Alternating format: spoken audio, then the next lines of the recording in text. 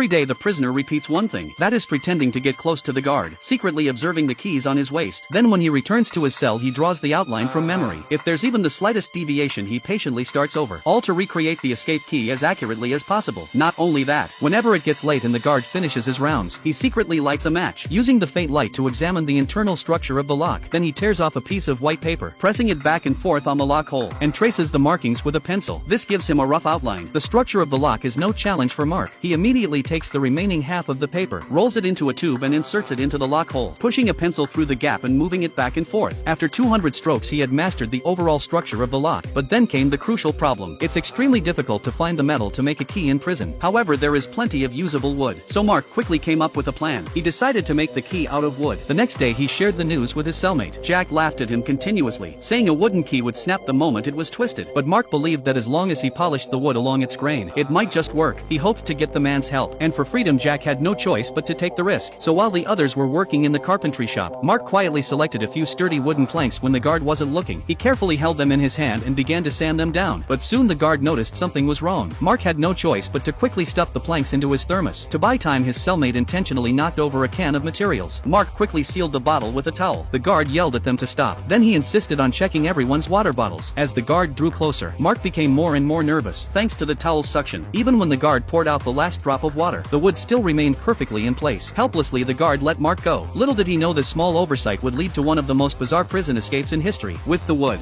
glue was needed to secure everything. Fortunately, a prisoner who had been locked up for 30 years found a way to get it for him. With everything ready, Mark eagerly poured out the wooden planks from the thermos. Now no one could disturb him. He used a file and sandpaper to polish it, making sure not to miss any small details. Next he used glue to assemble and join the parts together. To make it more solid, he used the high temperature of a light bulb to set the shape. Soon Mark took out the semi-finished product, confirming that the parts were sturdy enough. He then took out his blueprint to compare once more. After repeated fine-tuning and sanding, he finally made the first wooden key. Could this key really open the door?